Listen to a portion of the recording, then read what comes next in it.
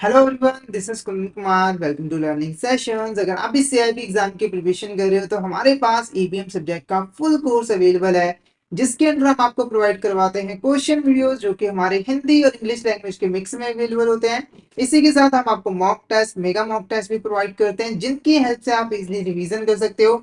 और ये जो हमारी लाइव क्लासेस होती हैं वो आपको रिकॉर्डेड फॉर्म में भी मिल जाती हैं। तो अगर आप सिस्टमैटिक वे में एबीएम सब्जेक्ट की प्रिपरेशन करना चाहते हो तो फटाफट से हमारे कोर्स में एनरोल कर लीजिए। और अगर आप अभी हमारे कोर्स में एनरोल करते हो तो आपको लगभग 82% का ऑफ मिल जाता है हमारे कोर्सेज पे, जिसके लिए आपको कूपन कोड यूज करना है समर 2024। तो फटाफट से इस कूपन कोड का यूज करके हमारे कोर्स में एनरोल कर लीजिए। और हमारे टेलीग्राम चैनल को भी जरूर ज्वाइन कर लीजिए, क्योंकि हम इसमें एग्जाम से रिलेटेड, क्लासेस से रिलेटेड जितने भी इंपॉर्टेंट अपडेट्स हैं वो डालते रहते हैं। और अगर आपको भी किसी भी तरह की क्वेरी आती है तो आप इस चैनल पे मैसेज कर सकते हो। तो फटाफट से हमारे टेलीग्राम चैनल को ज्वाइन कर लीजिए, ताकि कोई इंपॉर्टेंट अपडेट आपसे मिस ना हो जाए। इसका लिंक आपको वीडियो के डिस्क्रिप्शन बॉक्स में मिल जाएगा। तो शुरू करते हैं आज का टॉपिक। तो आज इस लेक्चर में हम स्टैटिस्टिक्स के बारे में पढ़ने वाले हैं और इससे रिलेटेड कुछ इंपॉर्टेंट क्वेश्चंस को डिटेल में डिस्कस करने वाले हैं। तो शुरू करते हैं। तो सबसे पहले हम स्टैटिस्टिक्स का मतलब समझते हैं कि ये बेसिकली होता क्या है। तो सिंपली देखो, स्टैटिस्टिक्स कुछ नंबर्स होते हैं, कुछ फैक्ट्स होते हैं, फिगर्स होते हैं, जिनको हम इसीलिए कलेक्ट करते हैं ताकि हम उसका एनालिसिस करके कुछ यूजफुल इंफॉर्मेशन गेन कर सके।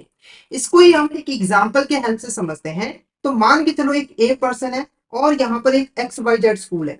जो ए पर्सन है वो जानना चाहता है कि एक्स वाई जेड स्कूल के अंदर 6वीं से लेकर 10वीं तक के जो स्टूडेंट्स हैं उनके मार्क्स कितने आते हैं, एवरेज मार्क्स कितने आते हैं। ठीक है। इस चीज को पूरा करने के लिए ए पर्सन ने एक पूरा सर्वे कंडक्ट कराया, जिसके अंदर उसने 6वीं से लेकर 10वीं तक के जो स्टूडेंट्स हैं उनके जो मार्क्स थे उनको कलेक्ट किया, ताकि वो उनका एनालिसिस करके एवरेज मार्क्स को कैलकुलेट कर सके। ठीक है। तो एक पर्सन ने ये जो नंबर्स, ये जो फैक्ट्स जो है वो कलेक्ट किए हैं, ठीक है, इनके एक कलेक्शन को हम क्या कहते हैं, स्टैटिस्टिक्स कहते हैं।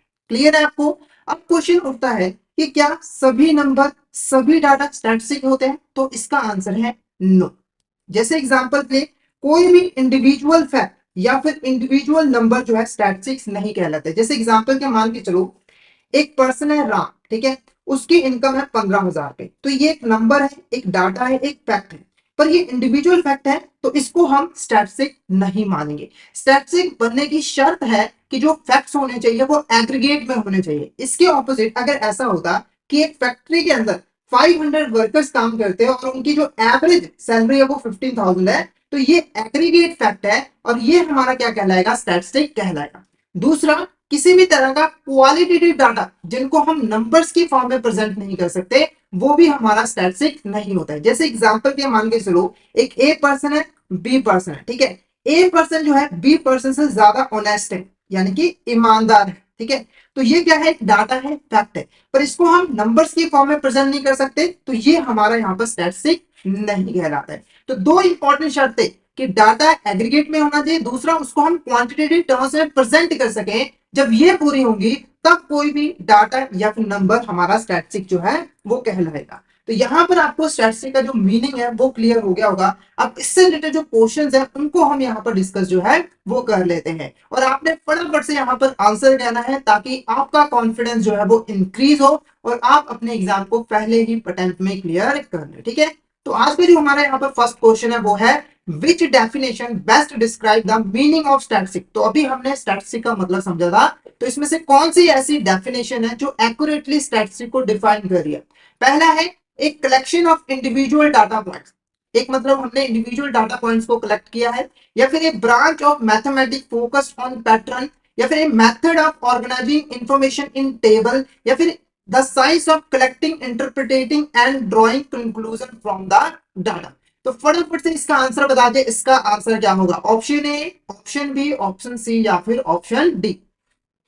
तो जिन्होंने यहाँ पर ऑप्शन डी को टिक किया है उसका आंसर यहाँ पर करेक्ट है।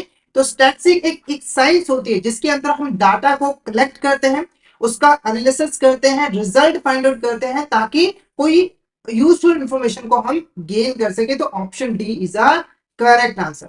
नेक्स्ट क्वेश्चन देखो क्या है, what is the origin of word statistic. जो वर्ड है स्टैटिस्टिक, इसका ओरिजिन कहां से हुआ है। ऑप्शन ए कह रहा है लैटिन वर्ड के स्टैटिस्टिकम से, या फिर इटालियन वर्ड के स्टैटिस्टिया के, या फिर जर्मन वर्ड के स्टैटिस्टिक के। फटाफट से इसका आंसर बता दें कि जो स्टैटिस्टिक्स वर्ड है उसका ओरिजिन कहां से हुआ है। लैटिन वर्ड से, इटालियन वर्ड से या फिर जर्मन वर्ड से? तो आंसर जो हमारा रहेगा वो ऑप्शन डी रहेगा, all of the above is correct. यानी कि इन तीनों वर्ड से जो है हमारा स्टैटिस्टिक वर्ड का जो ओरिजिन है वो हुआ है, और इन तीनों वर्ड का मतलब सेम है कि एक नंबर्स, यहां पर नंबर्स या फिर फैक्ट्स का कलेक्शन जिससे ह्यूमंस को किसी भी तरह की इंफॉर्मेशन मिलती है। यानी कि इन तीनों वर्ड्स का सिंपल सा मतलब है कि कोई भी ऐसे नंबर्स या फिर डाटा जो कि यहाँ पर ह्यूमन को किसी तरह की इंफॉर्मेशन प्रोवाइड करती है, वो हमारा यहाँ पर स्टैटिस्टिक कहलाता है, और इन्हीं तीन वर्ड से मिलकर स्टैटिस्टिक वर्ड जो है वो बना। नेक्स्ट क्वेश्चन देखो क्या है, which of the following represent the correct sequence phases in statistical analysis of data. ठीक है, सबसे पहले इस क्वेश्चन का मतलब समझा दो। देखो, जब हम स्टैटिस्टिकल एनालिसिस करते हैं, यानी कि डाटा को कलेक्ट करते हैं, उनको स्टडी करते हैं, उनका एनालिसिस करते हैं, रिजल्ट फाइंड आउट करते हैं, तो ये पूरी की पूरी प्रोसेस होती है जिसके अंदर मल्टीपल स्टेप होते हैं, मल्टीपल फेजेस होते हैं। तो करेक्ट सीक्वेंस आपको बताना है जिससे हम स्टैटिस्टिकल एनालिसिस करते हैं। ऑप्शन ए कह रहा है पहले हम डाटा को कलेक्ट करते हैं, फिर उसका एनालिसिस करते हैं, इंटरप्रिटेशन करते हैं, ऑर्गेनाइजेशन करते हैं, फिर प्रेजेंटेशन ऑफ डाटा करते हैं। ऑप्शन बी कह रहा है पहले हम ऑर्गेनाइजेशन ऑफ डाटा करते हैं, फिर प्रेजेंटेशन ऑफ डाटा करते हैं, फिर कलेक्शन करते हैं, फिर एनालिसिस करते हैं। उसके बाद ऑप्शन सी कह रहा है collection of data, organization of data, presentation of data, analysis of data और इंटरप्रिटेशन ऑफ डाटा। या फिर ऑप्शन डी कि हम पहले एनालिसिस कर लेते हैं, फिर इंटरप्रिटेशन कर लेते हैं, फिर कलेक्शन ऑफ डाटा। तो फटाफट से यहाँ पर आंसर बता दिए कि इसमें से कौन सा सीक्वेंस करेक्ट है, कौन सा फेज करेक्ट है स्टैटिस्टिकल एनालिसिस का। फटाफट से इसका आंसर बता दिए। तो इसका जो आंसर रहेगा वो हमारा ऑप्शन सी रहेगा। क्या रहेगा? ऑप्शन सी, यानी कि पहले हम डाटा को कलेक्ट करेंगे, ऑर्गेनाइज करेंगे, प्रेजेंट करेंगे, एनालिसिस करेंगे और लास्ट में इंटरप्रिटेशन करेंगे। अब ये फेजेस है क्या, इसमें हम क्या करते हैं, उसके बारे में हम यहाँ पर एक एक करके डिटेल में डिस्कस कर लेते हैं। तो स्टेप वाइज हम देखेंगे। तो स्टैटिस्टिकल एनालिसिस का जो पहला स्टेप होता है वो होता है कलेक्शन ऑफ डाटा। इसके अंदर हम डाटा को डिफरेंट डिफरेंट सोर्सेस से कलेक्ट करते हैं। जैसे मैंने एग्जांपल दी थी कि एक पर्सन जानना चाहता है कि एक्स वाई जेड स्कूल के अंदर 6th से लेकर 10th क्लास तक जो स्टूडेंट्स हैं उनके मार्क्स कितने आते हैं। ठीक है, तो इस पर्पस को पूरा करने के लिए उसको स्टैटिस्टिकल एनालिसिस का यूज करना है। तो पहले स्टेप के अंदर वो क्या करेगा, इन स्टूडेंट्स के जो मार्क्स हैं उनको कलेक्ट करेगा। तो मान के चलो यहाँ पर 500 स्टूडेंट्स थे और इनके मार्क्स जो है ए पर्सन ने यहाँ पर कलेक्ट कर लिया रैंडमली। यहाँ पर नंबर बता दें, किसी के 60 है, किसी के 80 है, किसी के 100 है, किसी के 120 है। ठीक है, यहाँ पे लिख भी देते हैं किसी के 50, 60, 80 ऐसे करके 500 स्टूडेंट के मार्क्स जो है वो इकट्ठे कर लिए। ठीक है, उसके बाद जो नेक्स्ट डाटा होता है वो स्टेप होता है वो होता है ऑर्गेनाइजेशन ऑफ डाटा। इसके अंदर जो हमने डाटा कलेक्ट किया है उसको हम सिस्टमेटिक वे में अरेंज करते हैं, ऑर्गेनाइज करते हैं, ताकि हम उसको प्रॉपर्ली स्टडी कर ले। जैसे एग्जांपल में मान के चलो ये जो डाटा है इसको आगे चलकर एक पर्सन ने क्या किया, क्लास वाइज ऑर्गेनाइज कर दिया या फिर क्लासीफाई कर दिया। यानी कि 6th क्लास के जो स्टूडेंट थे उनके अलग यहाँ पर मार्क्स लिख लिए, उसके बाद 7th क्लास के एक अलग कॉलम बना उसमें उसके मार्क्स लिख दिए, ऐसे ही 8th के और 9th के और लास्ट में 10th के कर दिए। तो आपने यहाँ पर क्या देखा कि इस स्टेप के अंदर हमने डाटा को ऑर्गेनाइज किया, अरेंज किया, ताकि हम उसको अच्छे तरीके से स्टडी कर पाए। जैसे आपको मैं अगर डाटा दूं, मान के चलो मैंने एक मिक्स ऑफ डाटा आपको प्रोवाइड कर दिया, बताया नहीं कि किसके कौन सी क्लास के 50 है, किसके 60 है। ठीक है, तो आप कैसे एनालिसिस करेंगे, मतलब प्रॉपर्ली नहीं कर पाओगे। इसके ऑपोजिट मैंने आपको ऑर्गेनाइज करके दे दिया कि 6 स्टूडेंट्स के इतने मार्क्स है, 7th के इतने मार्क्स है, 8th के इतने मार्क्स है, ताकि आप अच्छे से स्टडी कर पाओ। उसके बाद जो हमारा नेक्स्ट स्टेप होता है वो होता है presentation of data. Presentation of data के अंदर हम क्या करते हैं, जो ये डाटा हमने ऑर्गेनाइज किया है ना, इसको हम ग्राफ्स के थ्रू, टेबल्स के थ्रू जो है ऑडियंस के सामने प्रेजेंट करते हैं, जो कि उसका एनालिसिस करेगा, उसको स्टडी करेगा, ताकि उसको इजियर हो। जैसे इसी डाटा को आपने ग्राफ की फॉर्म में शो कर दिया। ठीक है, 6th के इतने एवरेज हैं, 8th के इतने एवरेज हैं और 9th के इतने एवरेज हैं, तो आप आसानी से उसको स्टडी कर सकते हो। कोई भी चीज हो, ग्राफ्स के फॉर्म में हो, है ना, बार चार्ट के फॉर्म में हो, तो कितना अच्छा लगता है, मतलब हम इजीली उसको समझ लेते हैं। उसके बाद जो फोर्थ स्टेज होता है वो एनालिसिस ऑफ डाटा होता है। इसमें फाइनली हम डाटा को स्टडी करते हैं। ठीक है, जैसे एक पर्सन ने यहाँ पर देखा कि ये जो डाटा है इसमें एक पैटर्न है कि जो 6 स्टूडेंट है उनके जो एवरेज मार्क्स है वो 50 से अबव आते हैं, 7th के 60 से अबव आते हैं, 8th के 90 से अबव, 70 से अबव आते हैं, 9th के 80 से अबव और 10th के 90 से अबव। ठीक है, तो उसने यहाँ पर क्या किया, एक तरीके से इस डाटा को अच्छे तरीके से स्टडी किया, एनालिसिस किया, डिफरेंट डिफरेंट फॉर्मूले अप्लाई किए, ताकि वो उसको स्टडी कर सके, एक रिजल्ट पे पहुंच सके। ठीक है, उसके बाद लास्ट जो स्टेप होता है वो इंटरप्रिटेशन ऑफ डाटा होता है। इसके अंदर ना हमने जो भी चीजें स्टडी की होती है, जो भी एनालिसिस हमने किया होता है, उसके बेस पर हम रिजल्ट फाइंड आउट करते हैं। ठीक है, तो लास्ट स्टेप के अंदर हम देखेंगे कि रिजल्ट क्या निकला इस पूरी की पूरी स्टैटिस्टिकल एनालिसिस का। तो हमने रिजल्ट फाइंड आउट किया कि जो सिक्स्थ के स्टूडेंट्स है ना वो थोड़े वीक है, मतलब कि थोड़े से कम कम इंटेलिजेंट है एज कंपैरिजन टू सेवेंथ, और जो टेंथ क्लास के स्टूडेंट है वो सबसे ज्यादा इंटेलिजेंट है, मतलब कि मार्क्स को लेने में, पढ़ाई होशियार है पढ़ने में। तो ये हमने क्या पता किया, हमने रिजल्ट फाइंड आउट किया। क्या किया, रिजल्ट फाइंड आउट किया।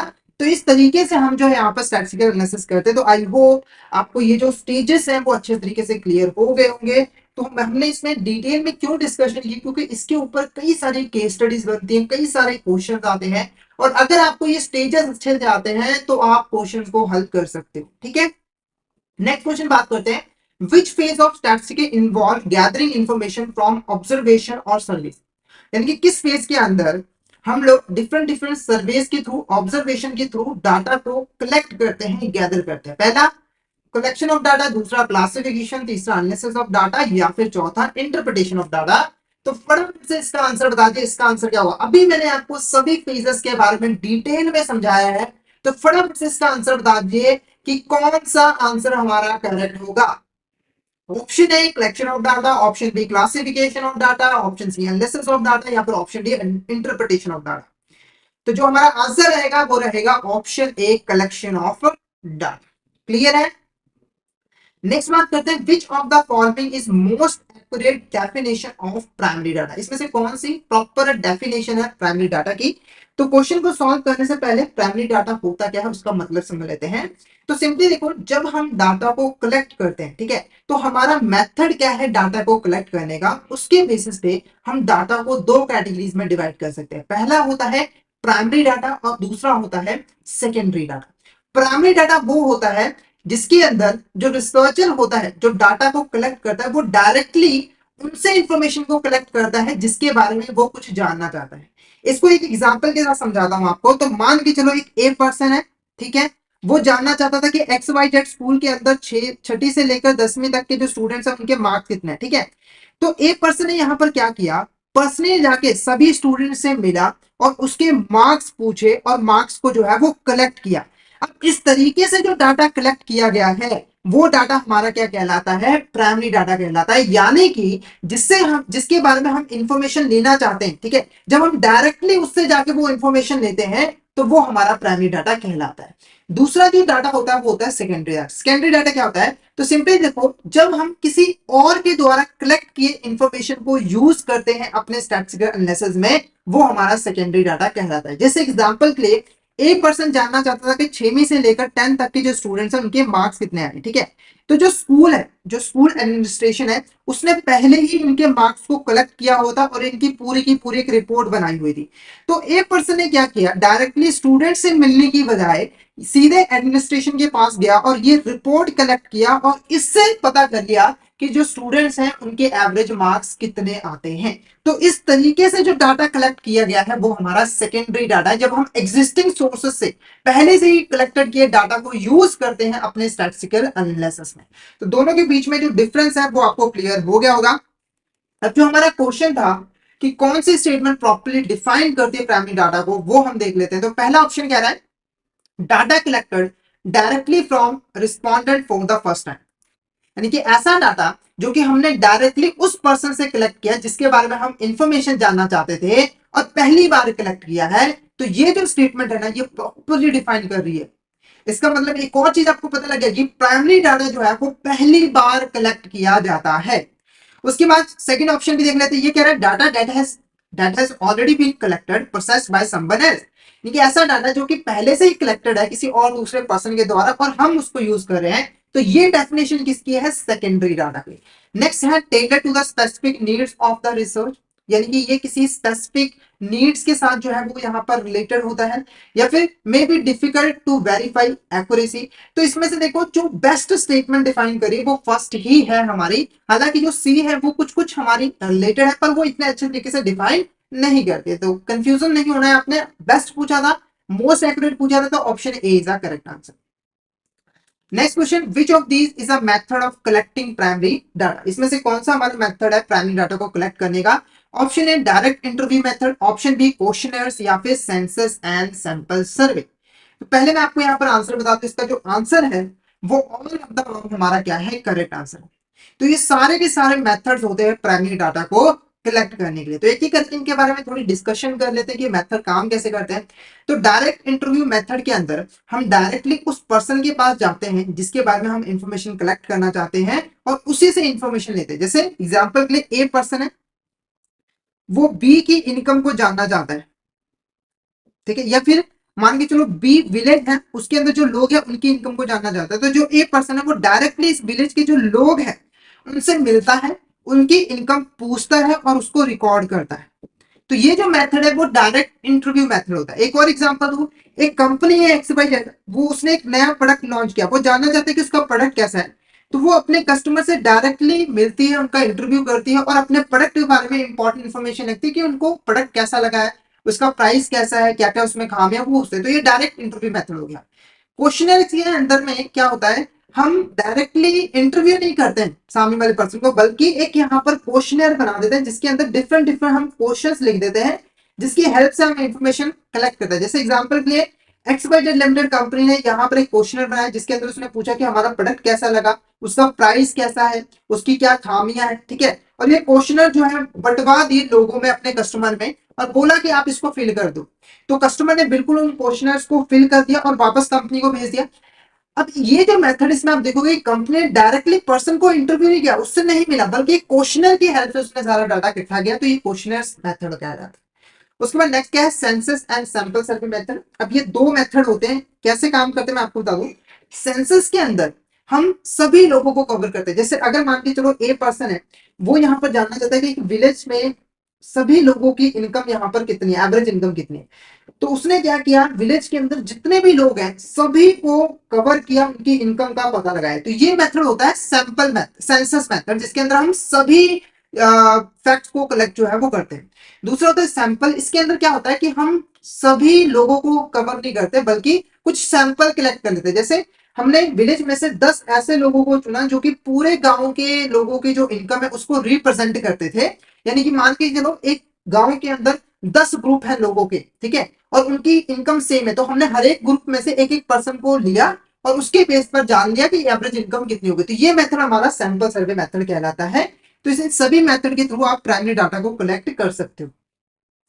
नेक्स्ट है हमारे यहाँ पर which of this is a feature of secondary data. इसमें से हमारा कौन सा फीचर है सेकेंडरी डाटा का। पहला, data collected directly from the responder respondent for the first time, यानी कि हमने जो रिस्पॉन्डेंट है उससे डायरेक्टली डाटा को कलेक्ट किया और पहली बार कलेक्ट किया। तो ये हमारा फीचर नहीं है, ये हमारा फीचर है प्राइमरी डाटा। उसके बाद readily available, often less expensive to obtain, यानी कि ये डाटा हमेशा अवेलेबल रहता है, मतलब कि पहले से ही कलेक्ट किया गया है और ये लेस एक्सपेंसिव होता है क्योंकि आपको ज्यादा खर्च नहीं करना पड़ता। तो ये हमारा फीचर होता है। नेक्स्ट क्या है, data that has been already collected by someone else for a different purpose, यानी कि ऐसा डाटा जो किसी और पर्सन ने किसी और पर्पस के लिए कलेक्ट किया था, पर हमारा जो ऑब्जेक्टिव है उसके लिए भी डाटा को यूज किया जा सकता है। तो ये भी हमारा फीचर है।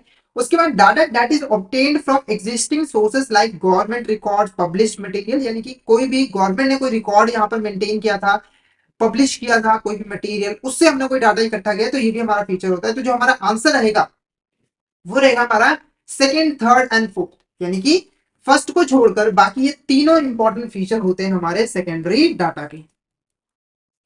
नेक्स्ट क्वेश्चन देखो क्या है, which of the following is an advantage of secondary data. इसमें से कौन सा हमारा एडवांटेज होता है सेकेंडरी डाटा का। पहला क्या है, it is more accurate and up to date than primary data, तो ये गलत है।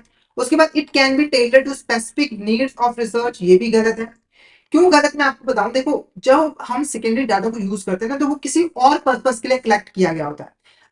अभी चाहे आप उस डाटा को यूज करें, पर आपका जो स्पेसिफिक पर्पस है उसके हिसाब से वो डाटा नहीं होता है, आपको कुछ चेंजेस करने पड़ते हैं। तो आपकी स्पेसिफिक नीड्स के अकॉर्डिंग ये डाटा नहीं होता है, ठीक है। उसके बाद it is readily available and often less expensive to obtain than primary data. तो ये रेडली अवेलेबल होता है और कम एक्सपेंसिव होता है। तो ऑप्शन सी हमारे यहाँ पर क्या होगा, करेक्ट आंसर है। Option see the correct answer. उसके बाद it is always free of copyright restriction, तो ये ऐसा नहीं होता है। अगर आप किसी का डाटा यूज करते हो तो कॉपीराइट आ सकता है। तो ऑप्शन सी हमारा क्या होगा, करेक्ट आंसर होगा। नेक्स्ट क्वेश्चन देखो, विच of the following is a best example of primary data. इसमें से कौन सा हमारा बेस्ट एग्जांपल है प्राइमरी डाटा का। पहला, एक government report on unemployment rate, यानी कि देश के अंदर अनएम्प्लॉयमेंट रेट क्या है उसके ऊपर गवर्नमेंट की रिपोर्ट, या फिर a survey of customer satisfaction conducted by company, यानी कि सर्वे कंडक्ट किया जाता है कंपनी के द्वारा ताकि वो अपने कस्टमर के सेटिस्फेक्शन को जान सके। तो ये हमारा एग्जांपल है प्राइमरी डाटा का। उसके बाद historical analysis of economic trend, यानी कि जो इकोनॉमी में पिछले दिनों में जो चीजें हो चुकी हैं, पिछले सालों में जो चीजें हो चुकी है, उसके बेस पर हम जान रहे हैं कि आगे क्या सिचुएशन रहने वाली है। तो ये भी हमारा क्या है, एग्जिस्टिंग डाटा को हम यूज कर रहे हैं, तो ये एग्जांपल नहीं। उसके बाद एक पब्लिश आर्टिकल और न्यू मेडिकल ट्रीटमेंट, यानी कि एक न्यू मेडिकल ट्रीटमेंट को आइडेंटिफाई किया था और उसके ऊपर एक आर्टिकल पब्लिश किया था जिसके डाटा को आप यूज कर रहे हो, तो ये भी हमारा यहाँ पर सेकेंडरी डाटा है। तो ऑप्शन बी ये हमारे यहाँ पर क्या होगा, करेक्ट आंसर होगा। Option B is the correct answer. Next question हमारा देखो क्या है यहाँ पर, which of this is a important basis of classification, इसमें से कौन सा ऐसा बेसिस जिसके ऊपर हम डाटा को क्लासिफाई कर पाते हैं। पहला देखो क्या है, क्वालिटेटिव, क्वांटिटेटिव, जियोग्राफिकल और क्रोनोलॉजिकल। तो जो आंसर है वो ऑप्शन डी है। इन चारों बेसिस के ऊपर आप डाटा को क्लासिफाई कर पाते हो, ठीक है, कर लेते हो। पहला जो है वो क्वालिटेटिव, क्वालिटेटिव बेस के अंदर हम डाटा को किसी क्वालिटी के बेस पर जो है वो क्लासिफाई करते हैं। जैसे एग्जांपल के लिए आपने यहाँ पर 500 लोगों का जो डाटा है वो यहाँ पर इकट्ठा किया और आपने कलर के बेसिस पे, यानी कि उन लोगों का कलर कैसा है, ब्लैक है, व्हाइट है, उसके बेसिस पे आपने यहाँ पर क्लासिफाई जो है वो कर दिया। तो ये क्या है, क्वालिटी है जिसके बेसिस पे आपने डाटा को क्लासिफाई किया, तो ये हमारा क्वालिटेटिव बेसिस हो गया। उसके बाद क्वांटिटेटिव बेसिस, क्वांटिटेटिव बेसिस के ऊपर हम लोग किसी क्वांटिटी के ऊपर, मतलब कि नंबर्स के ऊपर जो है डाटा को जो है क्लासिफाई करते हैं। जैसे एग्जांपल के मान के चलो हमने 500 स्टूडेंट्स के यहाँ पर मार्क्स इकट्ठे किए थे और उनके मार्क्स कितने आए, जैसे किसी के 50 आए, किसी के 60 आए, किसी के 70 आए, है ना। हमने इसके बेसिस पे डाटा को यहाँ पर क्लासिफाई कर दिया। तो ये हमारा क्या होता है, क्वांटिटेटिव बेसिस, जिसके अंदर हम नंबर्स का यूज करके डाटा को क्लासिफाई करते हैं।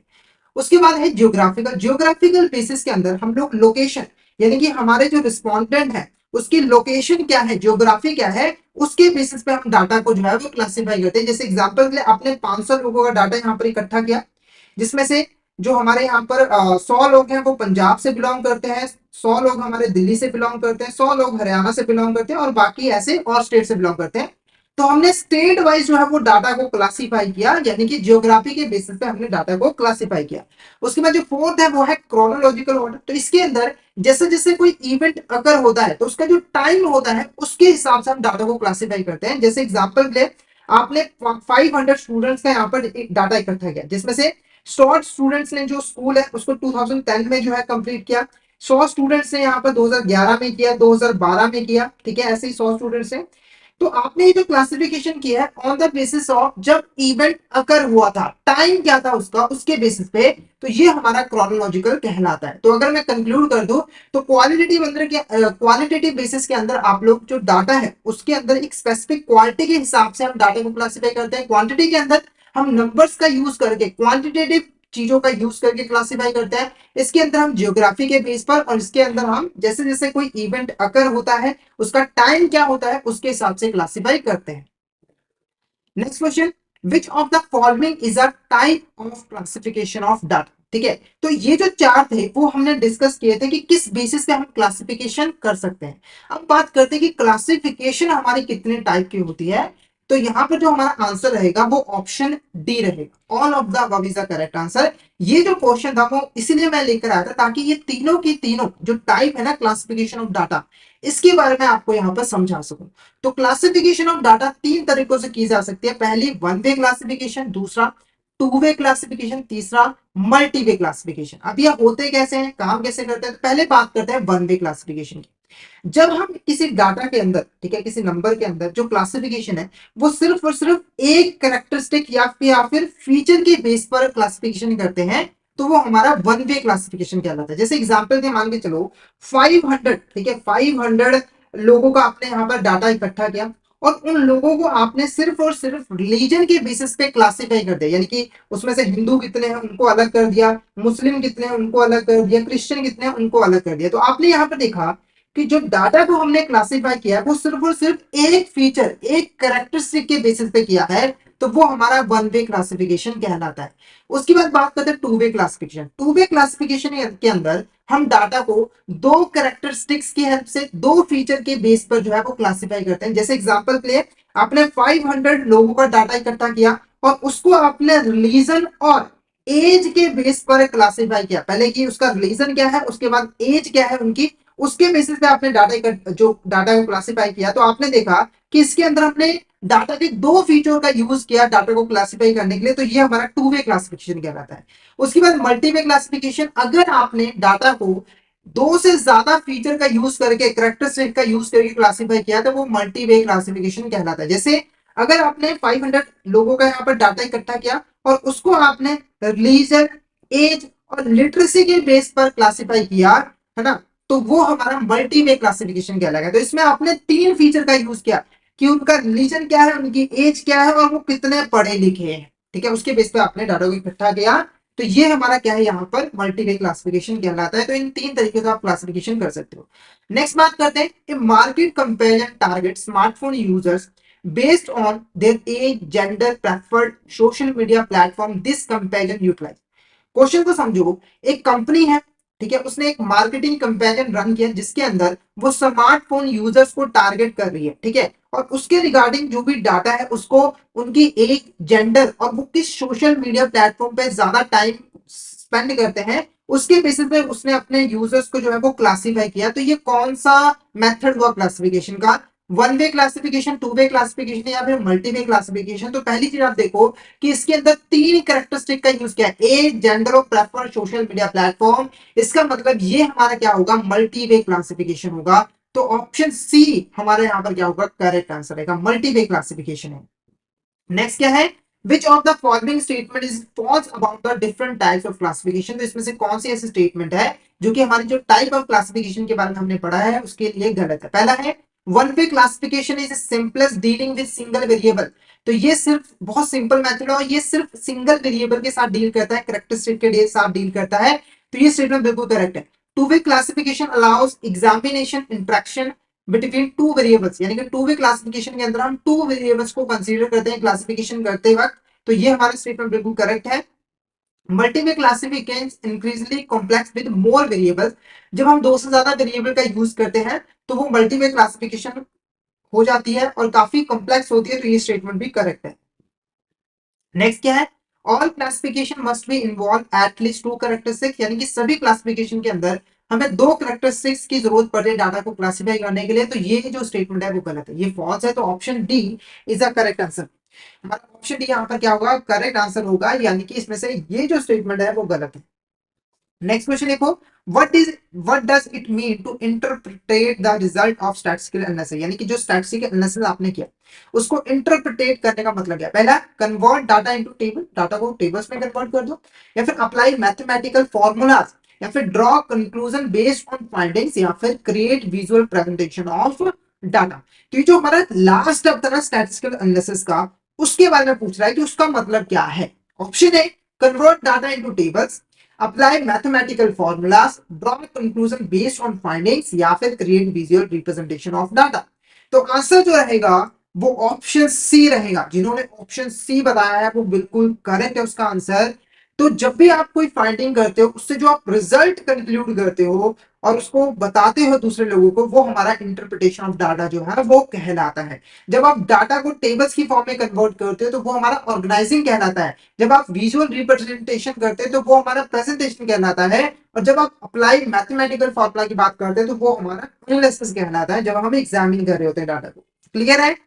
Next question, which of following is not a benefit of using statistics. ठीक है, तो जो स्टैटिस्टिक्स है ना, उसको उसको यूज करने के बहुत सारे बेनिफिट्स होते हैं बिजनेस में, चाहे हम मेडिकल सेक्टर में बात करें, कहीं पे भी बात करें ना, वहां पे स्टैटिस्टिक्स का काफी इंपॉर्टेंस रोल जो है वो रहता है। ठीक है, तो कौन सा बेनिफिट नहीं है, पहला, making inform decision based on data, यानी कि आप ना स्टैटिस्टिक्स की हेल्प से डाटा को स्टडी करके इन्फॉर्म डिसीजन मेकिंग कर सकते हो। तो ये हमारा एक बहुत अच्छा बेनिफिट है।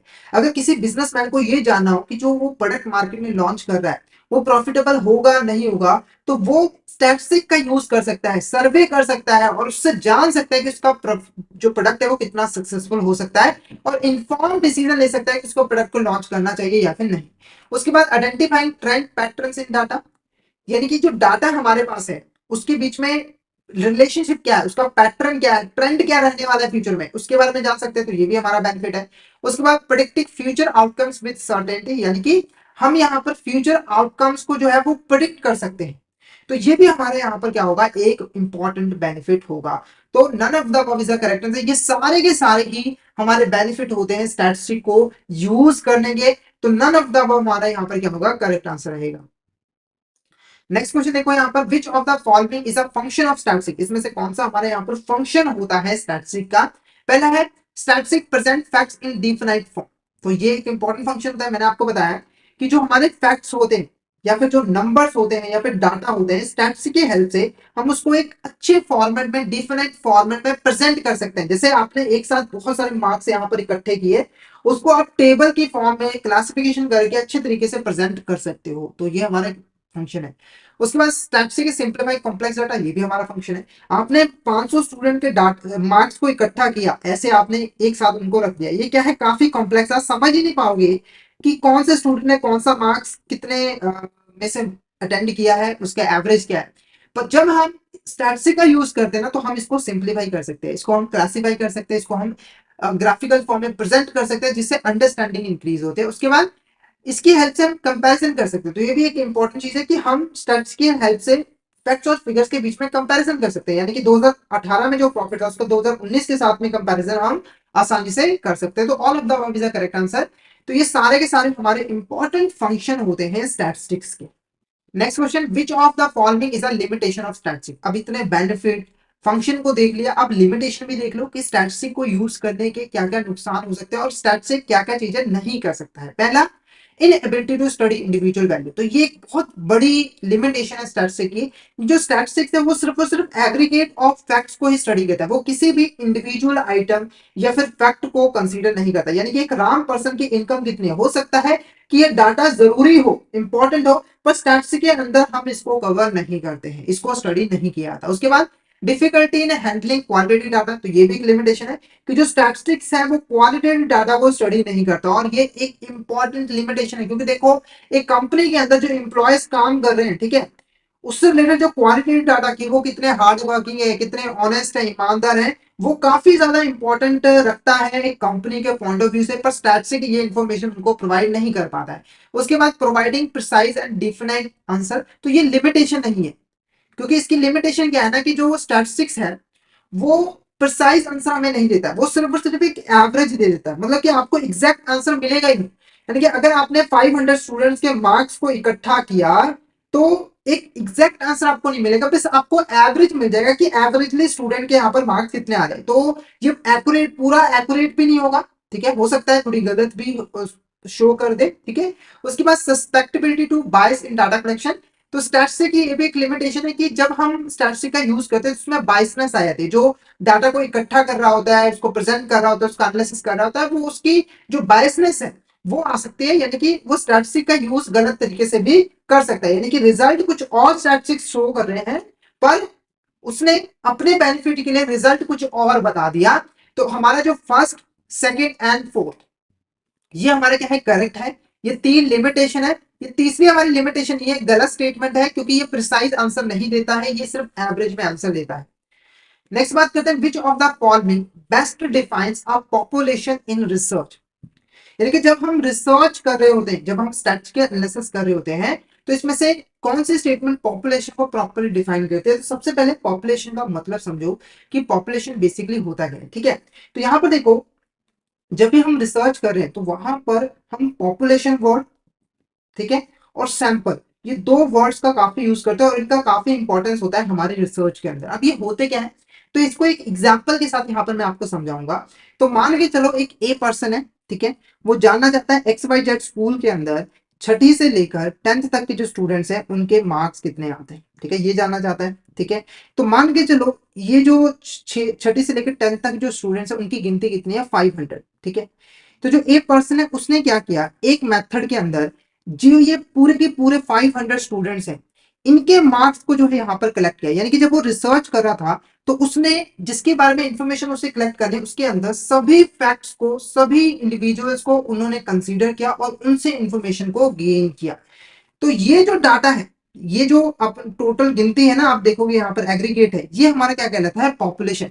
यानी कि जब हम कोई रिसर्च कर रहे होते हैं तो हमारा जो सब्जेक्ट मैटर होता है, ठीक है, जो सब्जेक्ट मैटर होता है उसको टोटल में हम क्या कह देते हैं, पॉपुलेशन। जैसे यहाँ पर 500 स्टूडेंट्स को हम स्टडी कर रहे हैं और इन 500 स्टूडेंट्स से रिगार्डिंग हम डाटा को इकट्ठा करें, तो ये 500 स्टूडेंट्स हमारे क्या है, पॉपुलेशन है, टोटल ऑफ एग्रीगेट फैक्ट्स जिसके ऊपर हम रिसर्च जो है वो कर रहे हैं। उसके बाद बात करते हैं सैंपल की। सैंपल क्या होता है, जब हम ये पूरे के पूरे पॉपुलेशन का एक छोटा सा पार्ट यहाँ पर ऐसा सैंपल कलेक्ट कर लेते हैं रिसर्च के लिए। जैसे एग्जांपल मैं आपको बेस्ट दूं तो मान के चलो ब्लड टेस्ट करवाना है, ब्लड टेस्ट आपको यहाँ पर करवाना है, ठीक है। तो सिंपली क्या होता है, आपकी बॉडी में से एक खून का तुपका, थोड़ा सा एक खून की बूंद जो है वो ले ली जाती है और उसके बेस पर ब्लड टेस्ट कर लिया जाता है।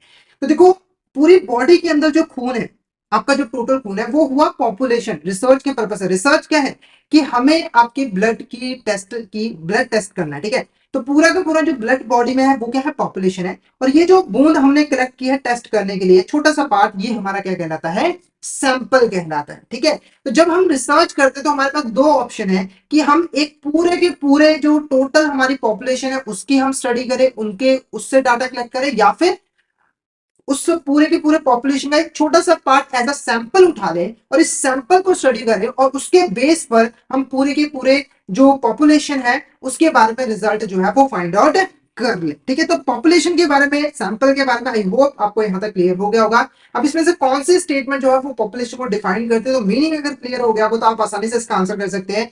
तो पहला ऑप्शन क्या है, a subset of individual chosen for study to represent a larger group, यानी कि हमने एक पॉपुलेशन में से कुछ इंडिविजुअल को सिलेक्ट कर लिया ताकि वो पूरे के पूरे पॉपुलेशन को रिप्रेजेंट करे। तो ये हमारा क्या है, सैंपल है, ये पॉपुलेशन है। उसके बाद complete set of individual object events about which interference are desired, यानी कि जिनके बारे में हम कोई इंफॉर्मेशन जानना चाहते हैं उसका पूरा का पूरा सेट जिसमें इंडिविजुअल ऑब्जेक्ट और इवेंट्स भी आ जाते हैं, उन सभी को हम क्या कहते हैं, पॉपुलेशन कहते हैं। तो ऑप्शन बी हमारे यहाँ पर क्या है, correct answer. Option B is a correct answer. तो जो जिसको आप रिसर्च के अंदर जिसको स्टडी कर रहे हो उस पूरी चीज को टोटल में पॉपुलेशन हो गया, उसका एक छोटा सा पार्ट अगर आप कलेक्ट कर रहे हो तो वो आपका एज अ सैंपल हो गया। जैसे आप कोई भी आपके पास मान लो जब भी कोई प्रोडक्ट सेल करने आता है तो पूरी फैक्ट्री के प्रोडक्ट आपको थोड़ी दिखाता है, आपको सिर्फ एज अ सैंपल दिखाता है कि हमारा प्रोडक्ट ऐसा है। वो सैंपल पूरे के पूरे प्रोडक्ट को रिप्रेजेंट कर रहा होता है, ठीक है। तो जो पूरा प्रोडक्ट फैक्ट्री में पड़ा है वो क्या है, पॉपुलेशन, और जो सैंपल दिखा रहा है वो क्या है, हमारा यहाँ पर सैंपल कहलाता है। नेक्स्ट क्वेश्चन हमारे यहाँ पर देखो क्या है, in the context of studying the weight of adult man in India which of the following constitute the sample, यानी कि जब हम स्टडी कर रहे हैं कि इंडिया के अंदर अडल्ट मैन कितने हैं तो इसमें से कौन सा हमारा सैंपल कहलाएगा। पहला है the set of weights of all man in Delhi, यानी कि दिल्ली के अंदर जितने भी मैन है उनका हमने वेट जो है वो चेक किया और वो हमारा सैंपल कहलाएगा। उसके बाद the set of weights all man above the age 60 के अबव जितने भी मैन्स हैं उसके वेट को हमने चेक किया और उसको कलेक्ट किया। या फिर the set of weights of 500 man selected from across India, यानी कि आपने डिफरेंट डिफरेंट कंट्री स्टेट से डिफरेंट डिफरेंट रीजन से 500 लोगों को चूज किया और उसके वेट को मेजर किया। या फिर the set of weights for man participating specific fitness programme, यानी कि कुछ मैन जो है स्पेसिफिक फिटनेस प्रोग्राम में पार्टिसिपेट करे और उसके वेट को, तो जो आंसर रहेगा ना वो ऑप्शन सी रहेगा। क्या रहेगा, ऑप्शन सी रहेगा। आपने क्या किया, देखो इंडिया की पूरी क्या है, पॉपुलेशन, ठीक है। आप उसको स्टडी करना चाहते हो जिसके अंदर हमारे जो मेल है उनका वेट कितना है, अडल्ट मैन कितने हैं उसका वेट कितना है, ठीक है। तो आपने पूरी इंडिया में से 500 ऐसे लोगों को चूज किया जो कि पूरे के पूरे जो पर्सन है इंडिया के अंदर अडल्ट मैन है उनको रिप्रेजेंट करते हैं। तो ये हमारा यहाँ पर सैंपल कहलाएगा। ये सैंपल नहीं होगा क्योंकि इसमें आपने सिर्फ दिल्ली के लोगों को लिया, बाकी स्टेट के लोगों को तो लिया ही नहीं है। और अब 60 एज है तो वो तो बनता ही नहीं है क्योंकि अडल्ट हमारा यहाँ पर सारे के सारे जो है वो आ जाते हैं। नेक्स्ट क्वेश्चन हमारा क्या है, which of the following best defines variate, इसमें से कौन सी स्टेटमेंट जो है वो यहाँ पर वेरिएट को डिफाइन करते हैं। तो सबसे पहले वेरिएट का मतलब समझ लेते हैं कि वेरिएट बेसिकली क्या होता है। तो सिंपली देखो वेरिएट एक ऐसा फीचर होता है या फिर कैरेक्टरिस्टिक होता है जो कि इंडिविजुअल से इंडिविजुअल डिफर करता है और जिसको हम क्वांटिटेटिव टर्म्स में रिप्रेजेंट कर सकते हैं। जैसे एग्जांपल के लिए वेजेस ऑफ वर्कर्स, ठीक है। तो एक फैक्ट्री के अंदर हमारे जो वर्कर्स हैं उनकी वेज जो है एक दूसरे से डिफर करते हैं, जिसके किसी के 5,000 है, किसी के 6,000 है, किसी के 7,000 है, ठीक है। तो ये जो फीचर है, ये जो करेक्टरिस्टिक है जो कि इंडिविजुअल टू इंडिविजुअल डिफर कर रहा है और उसको हम क्वांटिटेटिव टर्म्स में शो कर पा रहे हैं, रिप्रेजेंट कर पा रहे हैं, ये हमारा वेरिएट जो है वो कहलाता है। तो कौन सी स्टेटमेंट बेस्ट तरीके से डिफाइन करें, पहला एक characteristic that describe the individual using categories, या फिर एक characteristic that can not be express numerically, या फिर एक characteristics that describe the entire population, या फिर एक characteristics that varies between individuals and can be measured numerically. तो आंसर आपको पता लग ही गया होगा, अगर आपने जो मैंने समझाया था उसको अच्छी तरीके से समझा होगा। तो आंसर क्या रहेगा? Option D is a correct answer. एक ऐसा कैरेक्टर से जो कि इंडिविजुअल्स के बीच में डिफर करता है और उसको हम न्यूमेरिकली मेजर कर सकते हैं, प्रेजेंट कर सकते हैं। नेक्स्ट क्वेश्चन देखो, if you classify students by their hair colour you are using what type of data?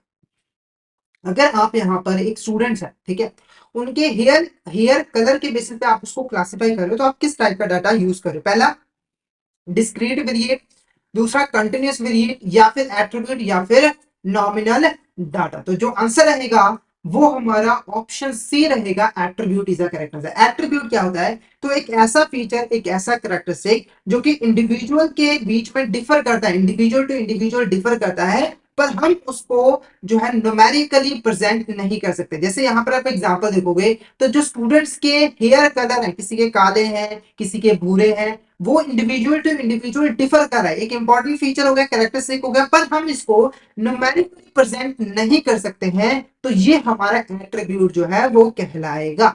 तो वेरिएट और एट्रीब्यूट में आप सिर्फ इतना ही फर्क है कि वेरिएट को हम न्यूमेरिकल फॉर्म में प्रेजेंट कर सकते हैं और एट्रीब्यूट को नहीं कर सकते हैं।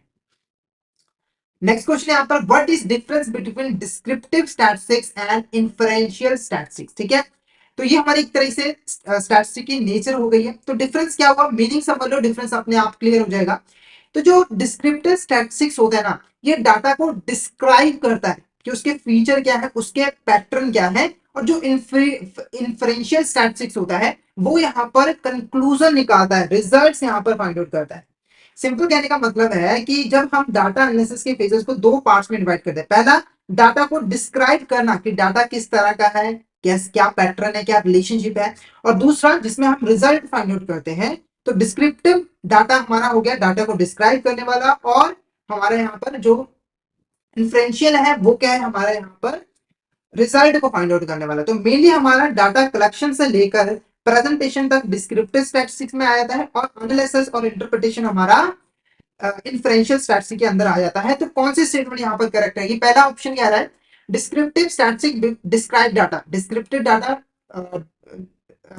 स्टैटिस्टिक डाटा को डिस्क्राइब करता है, और इन्फ्रेंशियल स्टैटिस्टिक जो है वो प्रेडिक्शन लगाता है डाटा के बारे में, यानी कि रिजल्ट फाइंड आउट करता है। तो ऑप्शन ए हमारा क्या होगा, करेक्ट आंसर होगा। ये प्रॉपर तरीके से डिफरेंस को शो कर रहा है। उसके बाद अदर ऑप्शन भी देख लेते हैं। पहला, descriptive statistic use words while inferential statistic use number. ठीक है, तो ये कोई डिफरेंस नहीं हुआ।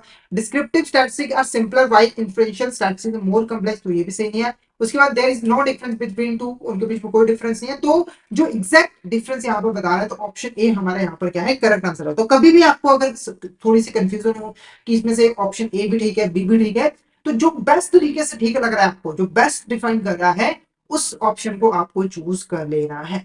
ठीक है, नेक्स्ट क्वेश्चन यहाँ पर क्या है, what is the term used to describe the number of occurrence of a value in given series of observation for variable like height, weight और इनकम? तो इसका जो आंसर है वो पहले हम देख लेते हैं, फिर क्वेश्चन को समझेंगे अच्छे तरीके से, क्वेश्चन क्या कहना जा रहा है। तो इसका जो आंसर है वो क्या है, फ्रीक्वेंसी है। अब फ्रीक्वेंसी क्या होता है, तो इसको भी एक एग्जांपल के साथ समझेंगे। तो यहाँ पे देखो, हमारे पास एक सीरीज ऑफ डाटा है, हमारे पास कुछ स्टूडेंट्स के यहाँ पर मार्क्स है, ठीक है, इसकी एक पूरी की पूरी सीरीज है। अब इस सीरीज के अंदर एक वैल्यू कितने बार अकर हो रही है, उसी को हम क्या कहते हैं, फ्रीक्वेंसी कहते हैं। जैसे एग्जांपल के मान के चलो, इस सीरीज के अंदर जो 78 है ना, वो 4 बार अकर हो रही है। यहाँ पे देखो, 1, 2, 3 और 4, 4, यानी कि 78 वैल्यू की फ्रीक्वेंसी कितनी है, ये है 4। तो किसी भी सीरीज के अंदर एक वैल्यू जितनी बार अकर होती है, उसको हम उस वैल्यू की फ्रीक्वेंसी जो है वो कहते हैं। तो ये जो क्वेश्चन है वो भी हमारा यही कह रहा था, ये भी हमारे यही कह रहा था कि एक ऐसी टर्म जो कि हमें ये डिस्क्राइब करती है कि कोई भी वैल्यू एक सीरीज के अंदर कितनी बार अकर हो रही है। तो यहां पर जो आंसर था वो ऑप्शन डी था, फ्रीक्वेंसी। क्या था? Option D, frequency. ठीक है, नेक्स्ट अब इससे रिलेटेड कुछ प्रैक्टिकल क्वेश्चंस को यहाँ पर सॉल्व करते हैं। ठीक है, क्योंकि इससे रिलेटेड काफी इंपॉर्टेंट क्वेश्चन एग्जाम में आते हैं। तो पहला जो प्रैक्टिकल क्वेश्चन है वो है from the following frequency distribution table data calculate class length और क्लास विड्थ मिड वैल्यू और क्लास मोड। ठीक है, दो चीजें हमें यहाँ पर कैलकुलेट करनी है। ये कैसे कैलकुलेट होंगी वो हम डिस्कस करते हैं। तो सबसे पहले देखो, जब भी आपके पास ऐसा डाटा हो तो इसके अंदर हमारी सबसे पहले क्लास इंटरवल होता है। क्लास इंटरवल मतलब कि जो दो वैल्यू से मिलकर बनी होती है, जिसके अंदर एक लोअर वैल्यू होती है और एक हमारी अपर वैल्यू होती है। तो ये जो 10 से लेकर 15 है, ये हमारा क्लास इंटरवल है, जिसमें 10 क्या है हमारी लोअर वैल्यू है और ये 15 क्या है हमारी यहाँ पर अपर वैल्यू। और ये तो आपको पता ही है, ये हमारी क्या है फ्रीक्वेंसी है। ठीक है, अब बात करते हैं कि क्लास लेंथ, क्लास विथ और मिड वैल्यू और क्लास मार्क को कैसे कैलकुलेट करता है। तो पहली चीज आपको बता दूं, यहाँ पर क्लास लेंथ और क्लास विथ एक ही चीज होती है। कहीं आपको क्लास लेंथ दिख जाए, कहीं आपको क्लास विथ मिल जाए, तो उसका मतलब सेम ही होता है। अब इसको हम कैसे कैलकुलेट करते हैं, इसका फॉर्मूला क्या होता है, वो हम यहाँ पर डिस्कस कर लेते हैं। तो सबसे पहले हम यहाँ पर क्लास लेंथ को कैलकुलेट करते हैं कि क्लास लेंथ हम कैसे कैलकुलेट कर सकते हैं। तो क्लास लेंथ को कैलकुलेट करने का सिंपल सा फॉर्मूला होता है, अपर लिमिट में से हमें लोअर लिमिट को माइनस कर देना है। अपर लिमिट में से लोअर लिमिट को माइनस कर देना है, हमारी क्लास लेंथ जो है निकल कर आ जाएगी। तो अपर लिमिट यहाँ पर कितनी है, अगर हम इस क्लास इंटरवल की क्लास विड्थ को पता करें तो वो है 15, और जो लोअर लिमिट है वो कितनी है 10, माइनस करने पे आया 5। तो ये क्या है हमारी क्लास विड्थ या फिर क्लास लेंथ। तो जब भी आपको क्लास लेंथ या फिर क्लास विड्थ कैलकुलेट करनी है तो अपर लिमिट में से लोअर लिमिट को आपको माइनस कर देना है। उसके बाद बात करते हैं मिड वैल्यू और क्लास मार्क। इसको हम कैसे कैलकुलेट करते हैं, तो मिड वैल्यू और क्लास मार्क भी एक ही चीज होती है, सेम चीज होती है। इसको हम कैसे कैलकुलेट कर सकते हैं, तो यहाँ पर देखो इसका फॉर्मूला क्या होता है मिड वैल्यू का। मिड वैल्यू का फॉर्मूला होता है यहाँ पर lower limit plus higher limit divided by 2। यानी कि जो आपकी लोअर लिमिट है, हायर लिमिट है, उसको प्लस कर दो, डिवाइड कर दो 2 के साथ। तो यहाँ पे देखो, अगर हम 10 से 15 की बात करें तो लोअर लिमिट कितनी है 10, लोअर लिमिट कितनी है 10 प्लस हायर लिमिट कितनी है 15, इसको डिवाइड कर देना है 2 के साथ। तो ये हमारा क्या हो गया 25 डिवाइडेड बाय 2, और आंसर क्या रहेगा 12.5। कितना आएगा 12.5। तो आंसर आपको दिख रहा होगा यहाँ पर, ऑप्शन ए करेक्ट है हमारा, कि लेंथ आ रही है 5, क्लास लेंथ और विड्थ आ रही है 5, और मिड वैल्यू आ रही है 12.5, मिड वैल्यू आ रही है 12.5। तो आपको ये फॉर्मूले याद रखने हैं, क्योंकि एक ही क्वेश्चन में ये चीजें पूछी जाएंगी, तो आपको फॉर्मूले याद होंगे तो आप आसानी से इसको सॉल्व कर सकते हो। नेक्स्ट क्वेश्चन देखो क्या है, if the smallest and largest value of the data set are 30, 60 respectively, the desired number of class interval is 5, what is class width. तो यहां पर देखो आपके पास कोई डाटा सेट नहीं है, पहले हमने क्लास विड्थ इजीली कैलकुलेट कर ली, क्योंकि हमारे पास एक प्रॉपर यहाँ पर डाटा सेट था जिसके अंदर क्लास इंटरवल गिवन थे, फ्रीक्वेंसी गिवन थी, और हमने आसानी से कैलकुलेट करा। पर ऐसा इसमें नहीं है। अब इस तरह के क्वेश्चन को हम कैसे सॉल्व करेंगे, तो इस क्वेश्चन को सॉल्व करने से पहले सबसे पहले जो स्मॉलेस्ट वैल्यू है वो आपको कैलकुलेट करनी है। ठीक है, उसके बाद जो लार्जेस्ट वैल्यू है वो आपको यहाँ पर कैलकुलेट करनी है, वो कितनी है 60। उसके बाद आपको लार्जेस्ट में से जो स्मॉलेस्ट वैल्यू है उसको माइनस कर देना है, यानी कि 60 में से 30 को माइनस कर देना है, और ये क्या आ गई आपकी 30 आ गई। अब ये जो 30 वैल्यू आएगी ना, इसको आपको क्लास इंटरवल के साथ डिवाइड कर देना है। क्लास इंटरवल यहाँ पर दिए हुए हैं 5, तो हम इसको 5 के साथ यहाँ पर डिवाइड कर देंगे, तो जो हमारा आंसर आएगा वो हमारा क्या आएगा 6। यानी कि क्लास विड्थ कितनी है 6, यानी कि जो हमारे क्लास इंटरवल है उसके बीच का जो डिफरेंस है वो कितना है 6 है। कितना है हमारा 6 है। जैसे यहाँ पर 1 to 6 ये हमारा क्या आ जाएगा क्लास इंटरवल जो है वो आ जाएगा। तो सिंपल सा फंडा है यहाँ पर, पहले लोअर और अपर वैल्यू कैलकुलेट कर लो जो भी सीरीज में दी हुई है। ठीक है, उसमें से माइनस करके जो वैल्यू है ये 30, इसको हम रेंज कहते हैं, इसको ध्यान में रखना है, इसको हम रेंज कहते हैं। इस रेंज को हमें क्लास इंटरवल के साथ डिवाइड कर देना है, जो आंसर आएगा वो हमारी क्लास विड्थ या फिर क्लास लेंथ जो है वो कहलाएगी। तो फॉर्मूला अगर मैं लिखवा दूं तो क्लास यहाँ पर रेंज जो हमारी आई है डिवाइड बाय क्लास इंटरवल, ये हमारा फॉर्मूला होगा क्लास विड्थ को कैलकुलेट करने के लिए इस तरह के क्वेश्चन के अंदर। उसके बाद नेक्स्ट क्वेश्चन देखो क्या है, the data of some worker per day salary were given. यानी कि कुछ वर्कर है उनके पर डे सैलरी कितनी है उसके रिगार्डिंग डाटा गिवन है, जैसे कि 300 है, 400 है, 500 है, 100 है, 100 है, 200, 300, 800, 300, 300, 700, 400 एंड 1500। ठीक है, जो क्लास इंटरवल है वो है 100, और क्लास विड्थ हमें कैलकुलेट करनी है। तो ये थोड़ा और डिफरेंस हो गया, इसके अंदर हमें मल्टीपल यहाँ पर डाटा दे दिया है, तो आपको यहाँ पर घबराने की जरूरत नहीं है। आपको सिंपल क्या करना है, इस पूरी सीरीज के अंदर सबसे कम वैल्यू कितनी है वो कैलकुलेट करनी है। सबसे कम वैल्यू यहाँ पर कितनी दिख रही है आपको 100। ठीक है, उसके बाद मैक्सिमम वैल्यू आपको कितनी दिख रही है यहाँ पर 800। कितनी दिख रही है यहाँ पर 800, मैक्सिमम लार्जेस्ट वैल्यू 800। बाकी ये फंडा सेम है, लार्जेस्ट वैल्यू में से स्मॉलेस्ट को माइनस करो, यानी कि 800 में से 100 को माइनस करो, उसके बाद जो वैल्यू निकल के आई वो आई हमारी 700। 700 हमारी क्या हुई, रेंज हुई। तो रेंज को हमें डिवाइड करना है क्लास इंटरवल के साथ। क्लास इंटरवल हमारी यहाँ पर कितनी है, 10 है। जब आप इसको सॉल्व करोगे तो क्या आएगा, 70, यानी कि जो हमारी क्लास विथ निकल कर आएगी वो कितनी होगी, हमारी 70 होगी। तो option A 70 is the correct answer. Option A 70 is the correct answer. Clear है। नेक्स्ट क्वेश्चन हमारे यहाँ पर, for the following frequency distribution prepare cumulative frequency distribution of less than type and greater than type. ठीक है, तो question को पहले समझो। हमारे पास एक फ्रीक्वेंसी डिस्ट्रीब्यूशन दी हुई जिसकी हेल्प से हमें यहाँ पर क्यूमुलेटिव फ्रीक्वेंसी डिस्ट्रीब्यूशन कैलकुलेट करनी है लेस देन टाइप की और ग्रेटर देन टाइप की। तो ये क्वेश्चन थोड़ा सा टफ है, हम इसको स्टेप्स में समझेंगे।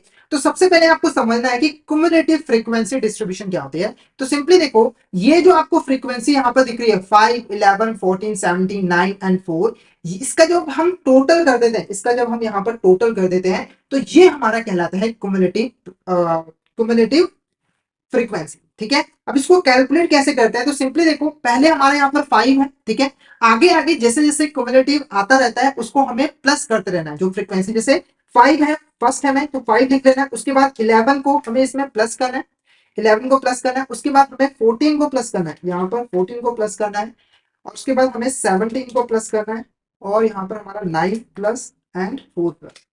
तो जो क्युमुलेटिव फ्रीक्वेंसी आ रही है वो कितनी हमारी आ रही है, यहाँ पर 60 आ रही है। तो ये सिर्फ आपको समझाने के पर्पज से था कि इस तरीके से हम क्युमुलेटिव प्रेफरेंस को क्युमुलेटिव फ्रीक्वेंसी को कैलकुलेट करते हैं। तो मीनिंग आपको क्लियर हो गया।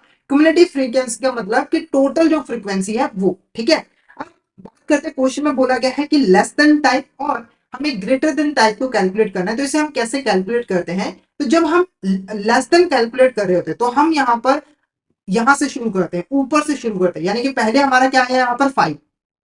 ठीक है, उसके बाद सेकंड में हमें 5 प्लस 11, थर्ड में हमें इसका जो टोटल आया 5 प्लस 11 हमारा कितना आया, 16 आया। ठीक है, ये हमारा क्यूमुलेटिव हो गया। उसके बाद 16 प्लस 14 ये, ठीक है, अब 16 प्लस 14 हमारा कितना है, ये हमारा आया 30। ठीक है, उसके बाद 30 प्लस 17, 30 प्लस 17 ये हमारा कितना है यहाँ पर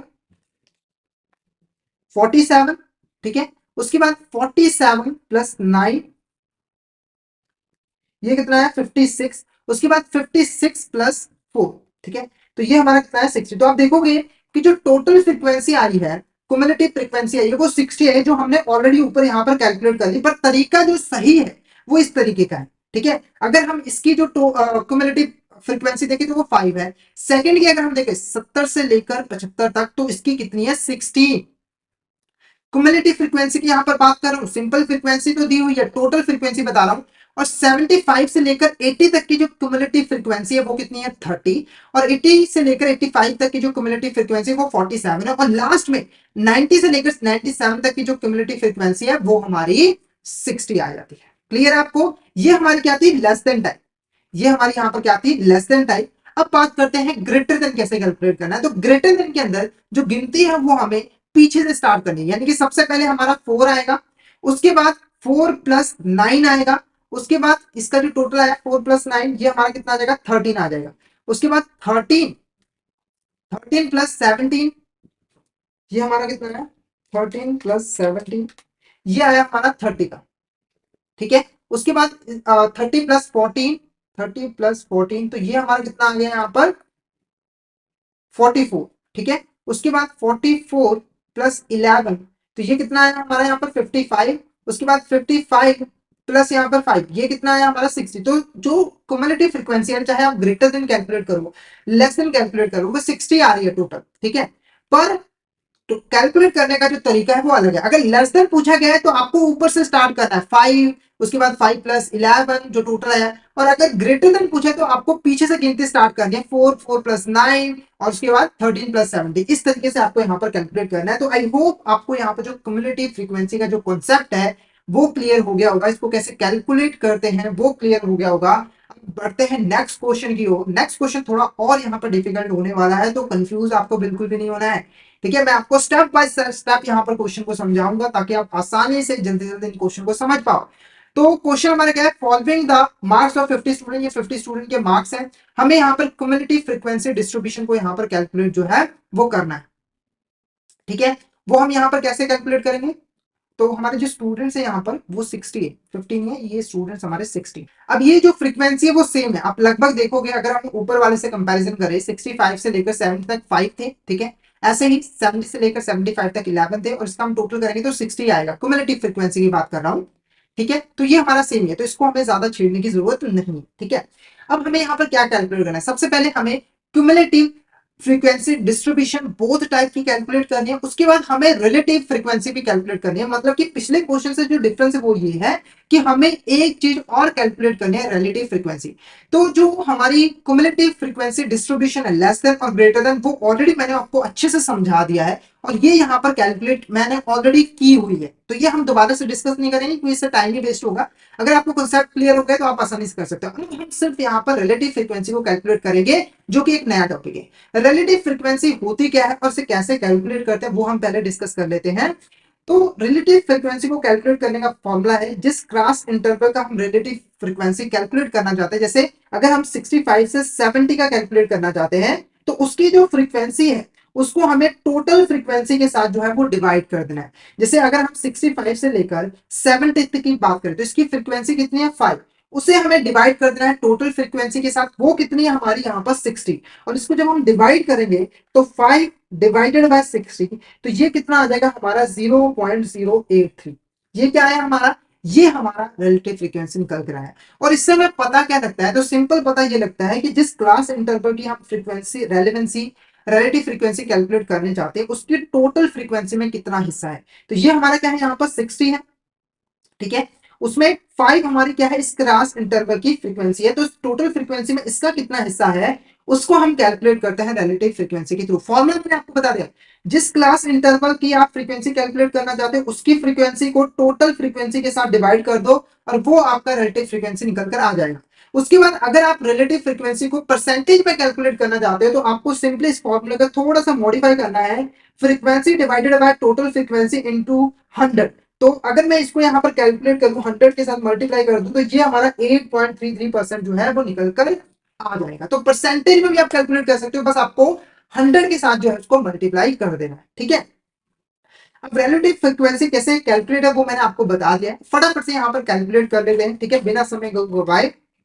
तो पहली क्लास इंटरवल की 5 फ्रीक्वेंसी डिवाइड करना है 60 के साथ, तो ये हमारा कितना आएगा, 0.083। ठीक है, ऐसे ही हम सेकंड की कैलकुलेट कर लेते हैं, तो 11 डिवाइडेड बाय 60, तो ये कितना आ रहा है हमारा 0.1833। ठीक है, उसके बाद थर्ड की भी कैलकुलेट कर लेते हैं, तो 14 डिवाइडेड बाय 60, तो ये कितना आ रहा है 0.23। ठीक है, ऐसे ही हम अब सीधा लास्ट की यहाँ पर कैलकुलेट कर लेते हैं, तो हमारा लास्ट जो फ्रीक्वेंसी है वो कितनी है, 4 डिवाइडेड बाय 60, तो ये कितने हमारे 0.066। ठीक है, तो इस तरीके से आप जो है वो रिलेटिव फ्रीक्वेंसी को कैलकुलेट कर सकते हो। तो आई होप आपको यहाँ तक क्लियर हो गया होगा। नेक्स्ट क्वेश्चन यहाँ पर बात करते हैं, from the following frequency distribution obtain cumulative frequency, relative frequencies and relative cumulative frequencies. तो इस क्वेश्चन के अंदर सबसे पहले देखो चीज बोली गई है क्युमुलेटिव फ्रीक्वेंसी, तो ये हमें ऑलरेडी कैलकुलेट करनी आती है। ठीक है, और वो हमने यहाँ पर कैलकुलेट भी की हुई है। ठीक है, उसके बाद जो दूसरी चीज इन्होंने बोली है वो कही है रिलेटिव फ्रीक्वेंसी को कैलकुलेट करने को, वो भी हमें आती है। ये हम एक बार फिर से यहाँ पर कैलकुलेट करेंगे, ये नया कॉन्सेप्ट है इसीलिए थोड़ी और अंडरस्टैंडिंग के लिए। तो कैलकुलेट करने का जो फॉर्मूला है वो तो हमारा सेम ही रहने वाला है, 5 हमारी frequency divided by total frequency, यानी कि अगर हम इसकी कैलकुलेट करें 5 डिवाइडेड बाय 60, 5 डिवाइडेड बाय 60, तो ये कितना आएगा 0.0083। ठीक है, 0.083, सिर्फ मैं एक की यहाँ पर कैलकुलेट करूंगा। अब बात करते हैं रिलेटिव क्युमुलेटिव फ्रीक्वेंसी क्या होता है। तो सिंपली देखो, रिलेटिव क्युमुलेटिव फ्रीक्वेंसी को कैलकुलेट करने का हमारा जो फॉर्मूला होता है वो ये होता है कि जो हमारी क्युमुलेटिव फ्रीक्वेंसी है, हमारे यहाँ पर जो क्युमुलेटिव फ्रीक्वेंसी है उसे हमें डिवाइड करना है टोटल फ्रीक्वेंसी के साथ। यानी कि जो डिफरेंस आया है वो सिर्फ इतना है कि रिलेटिव फ्रीक्वेंसी के अंदर जो फ्रीक्वेंसी होती थी उसे हमें टोटल फ्रीक्वेंसी के साथ डिवाइड करना पड़ता था, पर जब हम क्युमुलेटिव कैलकुलेट करें तो वहां पर टोटल फ्रीक्वेंसी तो सेम ही है, बस यहाँ पर क्युमुलेटिव फ्रीक्वेंसी आती है। यानी कि अगर मैं इसकी फ्रीक्वेंसी को कैलकुलेट करना चाहता हूं, यहाँ पर जो हमारे 65 से लेकर 70 तक की क्यूमुलेटिव रिलेटिव फ्रीक्वेंसी, तो उसका हमारा फॉर्मूला क्या रहेगा, क्यूमुलेटिव फ्रीक्वेंसी डिवाइडेड बाय हमारे यहाँ पर टोटल फ्रीक्वेंसी। तो क्यूमुलेटिव फ्रीक्वेंसी हमारी कितनी है, 5 डिवाइडेड बाय 60। तो ये तो हमारा सेम ही रहेगा जो हमने पहले कैलकुलेट किया था, 0.083। सेकंड का जो क्यूमुलेटिव फ्रीक्वेंसी है वो 16 है।